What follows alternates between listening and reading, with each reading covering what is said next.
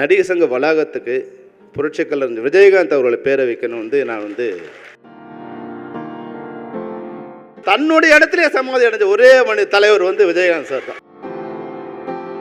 ஆனால் இந்த மரணத்துக்கு யாராவது வரலன்னா மக்கள் அவங்கள குற்றம் சாட்டுற அளவுக்கு மக்களோட மனநிலை வந்துடுச்சு.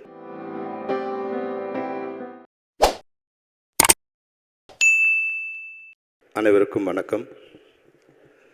குறிப்பாக விஜயகாந்த் சாரோட நினைவஞ்சலியை அமைப்பாக திரண்டு செயல்படுத்துகின்ற நடிகர் சங்க நிர்வாகிகளுக்கும் உறுப்பினர்களுக்கும் எங்களுடைய மனமார்ந்த இதயம் கணிந்த நன்றியை தெரிவித்துக் கொள்கிறோம். சாதாரணமாக செல்வமணியாக இருந்த என்ன, திரைப்படக் கல்லூரியில் மாணவனாக இருந்த என்ன, இன்றைக்கி உலகம் முழுக்க ஆர்கே செல்வமணிங்கிற பேரில் அறிய வைத்த ஒரு மாபெரும் மனிதர் விஜயகாந்த் சார். அவரை பற்றி சொல்லணும்னு நிறைய சொல்லிகிட்டே இருக்கலாம். 3 நிமிஷத்தை பேசி சொல்லியிருக்காங்க. அவர் நடிகர் சங்கத்துக்கு மரியாதை ஏற்படுத்தியிருந்தவர். நடிகர் சங்கம் முன்னாடி எப்படி இருந்ததுன்னு நான் டைரக்டராக இருக்கும்போது எனக்கு தெரியும். 90s நான் டைரக்டராக இருக்கும்போது நடிகர் சங்கத்தில் என்ன மாதிரியாக இருந்தாங்க.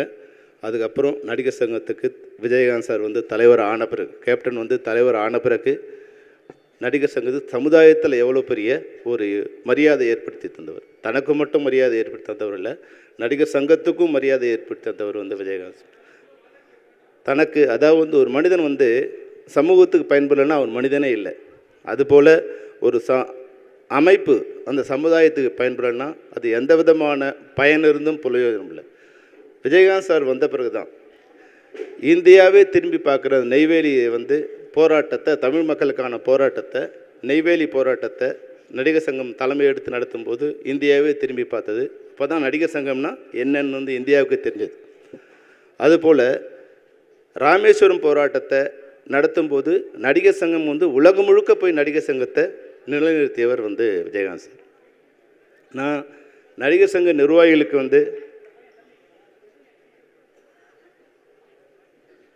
நடிகர் சங்க நிர்வாகிகளுக்கு ஒரு சிறிய விண்ணப்பத்தை வைக்கிற, உறுப்பினர்களுக்கும் விண்ணப்பத்தை வைக்க விரும்புகிறேன். நடிகர் சங்க வளாகத்துக்கு புரட்சிக்கலைஞர் விஜயகாந்த் அவர்களை பேரை வைக்கணும் நான்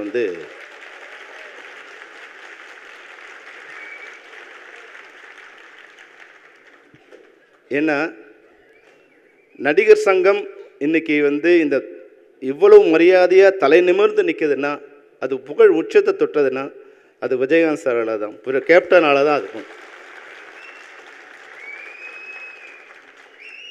அதுக்கு பேர் வைக்கலாமா வேணாமான்னு விவாதம் பண்ணுறதே நான் அவமானப்படுத்துகிற மாதிரி ஒரு விஷயமாக நான் நினைக்கிறேன். எந்த விவாதமும் இல்லாமல் நிர்வாகிகள் அப்படி உறுப்பினர்கள் வேணான்னு சொன்னால் அந்த பதவியே வேணான்னு போயிடணும்னு நான் நினைக்கிறேன்.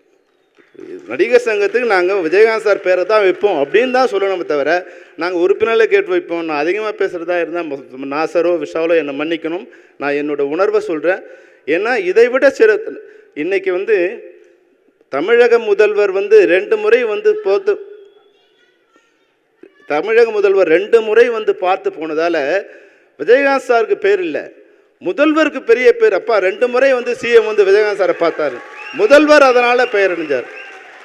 இன்றைக்கி பெரிய பரிச்சயம் இல்லைன்னா கூட தமிழக மேடைகளில் பிரதமர் கூட விஜயகாந்த் சார் பேர் கேப்டன் சொல்ல வேண்டிய அவசியத்தை விஜயகாந்த் சாரோட மரணம் ஏற்படுத்தியிருக்கு.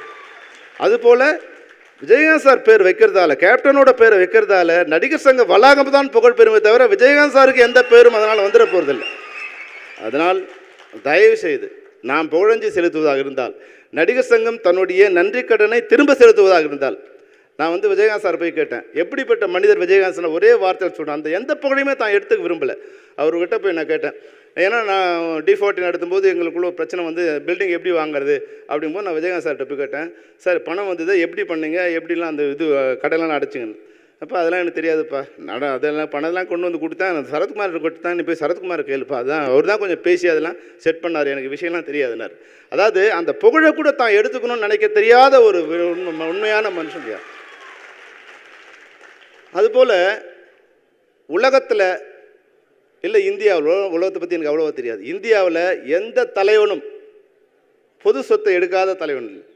எவ்வளோ பெரிய மகாத்மா காந்தி கூட பொதுவான ஒரு இடத்துல போதிச்சாங்க.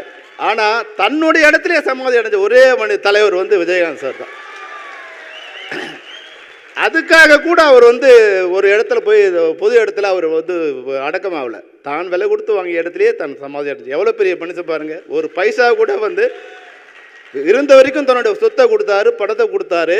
இறந்த பிறகு கூட வந்து பொதுவான சொத்து, மக்கள் சொத்து எதுவும் எனக்கு வேண்டான்னு தன்னோடத்துலேயே வந்து அவர் போய் படுத்துட்ருக்கார். இதை விடந்த ஒரு புகழ் வந்து யாரும் அவர் கொடுக்க போகிறதில்லை. அதனால் வந்து நடிகர் சங்க நிர்வாகிகளுக்கு மீண்டும் என்னுடைய தாழ்மையான விண்ணப்பம், அந்த கட்டடத்துக்கு அவரோட பேரை வைக்கணும். இந்த மேடையில் அறிவித்தா சால சிறந்ததாக இருக்கும். இல்லை நீங்கள் பொதுக்குழு அறிவிச்சிருந்தாலும் அது உங்கள் விருப்பம், நீங்கள் அறிவிக்க வேண்டும் என்பது தான். அதுபோல் எனக்கு வந்து ஒரு பெரிய வருத்தம் என்னென்னா, நான் வந்து விஜயகாந்த் சாருக்காக ஒரு புத்தகம் எழுதிட்டுருக்கேன். அது சின்ன முடிஞ்சிடும். அவருடைய பிறந்த நாளுக்கு அதை அந்த புத்தகத்தை ரிலீஸ் பண்ணணும்னு நினச்சி அதுக்காக நிறைய எல்லாருமே அது ஒரு டாக்குமெண்டேஷனுங்கிறதால அதை என்னால் முடிக்க முடியல. எழுதிட்டே இருந்தேன். அதுக்காக போய் வந்து அவங்க மனைவி கூட நான் பிரேமலதா அக்கா கூட போய் பார்த்து சந்தித்தேன். அவங்ககிட்ட பேசினேன். சார் இது அம்மா இது மாதிரி நான் ஒரு புத்தகம் எழுதுகிறேன், நீங்கள் உதவி பண்ணேன்னு. அவங்க கொஞ்சம் வருத்தப்பட்டாங்க. சார் நிறைய பேர் வந்து தவறாக வந்து அவரை பற்றி சொல்லிகிட்டே இருக்காங்க, தவறான கருத்துக்களை பதிவு பண்ணுறாங்க. அதனால் நான் வந்து அது பெருசாக நான் எடுத்துக்கல தம்பி அப்படின்னாங்க. நான் சொன்னேன், இல்லைம்மா நான் இது மாதிரி நான் யார் யார்கிட்டலாம் அதுக்கான விஷயங்களை கலெக்ட் பண்ணேன், இதையெல்லாம் அவங்ககிட்ட கொடுத்து சொல்லும்போது அவங்க அப்புறமா வந்து காம்ப்ரமைஸ் ஆகிட்டு, இல்லை நானும் ஹெல்ப் பண்ணுறேன், அந்த புத்தகத்தை நீங்கள் பண்ணி கொடுங்க அப்படின்னு சொன்னாங்க. மிகப்பெரிய வருத்தம் என்னென்னா, அவர் வாழ்ந்த காலத்திலேயே அவர் உயிரோடு இருக்கும்போதே அந்த புத்தகத்தை எழுதி அவருக்கு வந்து கொடுக்கணும்னு நான் நினச்சேன். ஆனால் அது நடக்க முடியாமல் போயிடுச்சு. நாங்கள் கடைசியாக வந்து நாங்கள் இயக்குநர்கள் ஒரு 5 பேர் வந்து அவர் நினைவோடு இருக்கும்போது நாங்கள் பார்த்தோம். நானும் விக்ரம் சார், உதயகுமார், பேரரசுலாம் பார்த்தோம். பார்த்துட்டும் போது அவர் என் கைகளை புலன் விசாரணையில் வந்து எப்படி என் கைகளை பிடிச்சாரோ, அதாவது வந்து புலன் விசாரணை ஷூட்டிங் நடந்துகிட்டு இருக்கும்போது கோயம்புத்தூரில் ஷூட்டிங் நடந்துகிட்ருக்கு. அப்போது பொருட்காட்சியில் ஷூட்டிங் பண்ணுறோம். க்ரௌட் வந்து கண்ட்ரோல் பண்ண முடியாமல் வந்து க்ரௌட் உள்ளே நுழைஞ்சிட்டாங்க. அப்போ வந்து சொல்கிறாரு, இது டைரக்டர் பிடின்னு வந்து என்ன க்ரௌடில் வந்து போலீஸ் அடிக்க ஆரம்பிச்சிட்டாங்க, தெரியாமல் அடிச்சிடுவாங்கன்னு சொல்லிட்டு என்னுடைய கைகளை அவர் இருக்கும் பிடிச்சார். அதே போல் அவரை நான் கடைசியாக சந்திக்கும் போது என் விஜயகுமார் வந்து அந்த பாட்டை பாட ஆரம்பித்தார். அந்த வானத்தை போல் நான் பாடும்போது எல்லார் கண்களும் அப்படியே தண்ணி வருது.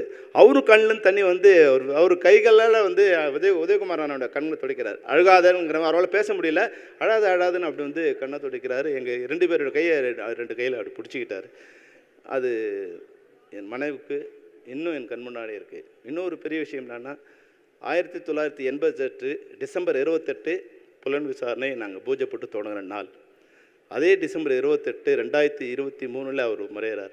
ஏதோ ஒரு வாழ்க்கையில் விஜயகாந்த் சாருக்கு எனக்கு ஒரு பிணைப்பு இருக்கிறதாவே நினைக்கிறேன். நீங்கள் விஜயகாந்த் சார் பேர் எப்போ சொன்னாலும் கேப்டன் பிரபார், கேப்டன் விஜயகாந்த் சொல்லும்போது அதில் வந்து ஒரு 10% எனக்கு பேர் இருக்கா மாதிரி நான் நினச்சிருக்கேன். கேப்டனுங்கிற பேர், ஆர்கே செல்வமணிங்கிற பேர் அவர் எனக்கு கொடுத்தா மாதிரி, கேப்டன் எல்லாரும் சொல்லும்போது அதில் ஒரு கொஞ்சம் சதவீதம் எனக்கு இருக்குது. அவர் வாழ்க்கையில் ஏதோ ஒரு பங்கு எனக்கு இருக்கா மாதிரியே ஒன்று இருக்குது. அந்த மரணம்ங்கிறது வந்து என்னை மிக மிக பாதிச்சது. என்னை மட்டும் இல்லை, இன்றைக்கி தமிழகத்தையே பாதிச்சிருக்கு. இவ்வளோ பெரிய மனுஷனுக்கு இவ்வளோ பெரிய கூட்டமாக, அவருக்கு எம்எல்ஏ இல்லை, மினிஸ்டர் இல்லை, எதிர்கட்சி தலைவர் இல்லை, வெற்றி பெற்ற ஒரு செல்வாக்கான கட்சி வந்து இதில் கூட இல்லை, வந்து சரிவான நிலையில் இருக்குது. இது மாதிரியான பல நிலையில் அவர் மரணம் தமிழ்நாட்டில் இருக்கிற மொத்த மக்களையும் வந்து திரும்பி வந்துடுச்சு.